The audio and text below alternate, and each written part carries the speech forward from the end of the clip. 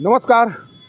आज सासाराम में दो बड़े कार्यक्रमों का आयोजन किया गया और इन कार्यक्रमों के माध्यम से अलग अलग तरह के संदेश देने की कोशिश की गई। पहला कार्यक्रम सासाराम के पटेल धर्मशाला में आयोजित किया गया, जिस कार्यक्रम में बिहार के पूर्व मुख्यमंत्री कर्पूरी ठाकुर की जयंती मनाई गई और उस जयंती के कार्यक्रम के माध्यम से यह संदेश देने की कोशिश की गई कि भले ही किसी के द्वारा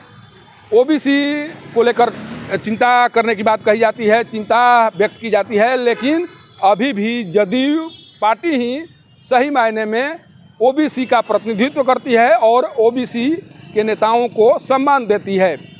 कार्यक्रम में बड़ी संख्या में लोगों की उपस्थिति वहां पर दिखाई पड़ी। कई विधायक और पूर्व मंत्री भी मौजूद थे और उस कार्यक्रम के माध्यम से एक ऐसा संदेश देने की कोशिश की गई जिस संदेश का असर आने वाले दिनों में काफ़ी हद तक दिखाई पड़ेगा। इस संदेश का असर राजनीति में साफ तौर पर दिखाई पड़ेगा, कारण कि जिस कर्पूरी ठाकुर को लेकर भाजपा के द्वारा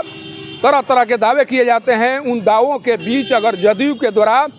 कर्पूरी ठाकुर जी की 102वीं जयंती मनाई जाती है, भव्य तरीके से मनाई जाती है, तो उनके द्वारा यह जरूर कहा जाएगा कि जिस पार्टी के द्वारा वाकई में कर्पूरी ठाकुर की जयंती को इस तरीके से मनाया जा रहा है, इस तरीके से उन्हें सम्मान देने की कोशिश की जा रही है, वही पार्टी वाकई में ओबीसी या पूर्व मुख्यमंत्री को लेकर जो बातें कहती हैं या जो बात कहने की कोशिश करती हैं, उन बातों पर विश्वास किया जाना चाहिए। कारण कि जब कथनी और करनी में अंतर दिखाई पड़ेगा, जब कर्पूरी ठाकुर की जयंती को मनाने की बात आएगी और उनके सम्मान देने वालों के द्वारा इस तरह से कार्यक्रम का आयोजन नहीं कराया जाएगा, तब लोगों के द्वारा इस तरह की बात कही जाएगी। हालांकि दूसरे कार्यक्रम में आज भाजपा के प्रदेश अध्यक्ष का भव्य स्वागत करने की कोशिश भाजपा के लोगों के द्वारा की गई, लेकिन इस कार्यक्रम के आयोजन के बीच कुछ लोगों के द्वारा यह भी चर्चा की जा रही थी कि कहीं न कहीं कर्पूरी जयंती के बीच खलल डालने के लिए इस कार्यक्रम का आयोजन कराया गया था, इस कार्यक्रम को आयोजित कराया गया था। और अगर भाजपा के प्रदेश अध्यक्ष का स्वागत कार्यक्रम आज नहीं किया गया होता, एक दिन बाद किया गया होता, तो जिस मैसेज को देने की कोशिश जदयू के द्वारा की गई, उस मैसेज को और व्यापक तरीका और व्यापक पैमाने पर पहुंचाया जा सकता था, दिया जा सकता था। लेकिन बिहार में दोनों पार्टियों के द्वारा संयुक्त रूप से सरकार चलाने की कोशिश करने के बाद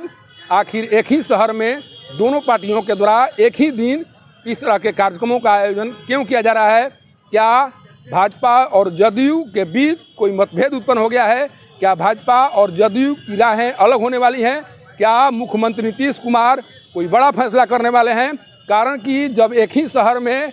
दो पार्टियों के द्वारा, जो पार्टियां सरकार में शामिल हैं, उनके द्वारा अलग अलग कार्यक्रमों का आयोजन कराया जाएगा, एक ही समय कराया जाएगा, एक ही शहर में कराया जाएगा, तब इस तरह की चर्चा होगी ही। और जब इस तरह की चर्चा होगी तब लोगों के द्वारा समझने की कोशिश की जाएगी कि क्या भाजपा और जदयू के बीच कोई मतभेद उभरने लगा है, क्या भाजपा और जदयू पार्टी जल्द अलग होगी, क्या भाजपा और जदयू के बीच कोई दरार उत्पन्न हो गया है। इस तरह की चर्चा जरूर सुनाई पड़ने लगेगी।